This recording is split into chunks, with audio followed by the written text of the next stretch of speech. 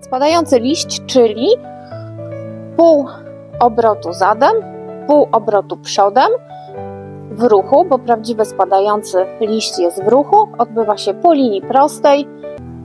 Jak koń będzie mijał idąc w lewo, będzie mijał moje lewe ramię, będę go prosiła o odangażowanie zadu, czyli zmianę kierunku pół przez zad, po czym od razu przez przód w drugą stronę i tak aż sobie dojdziemy do końca ściany.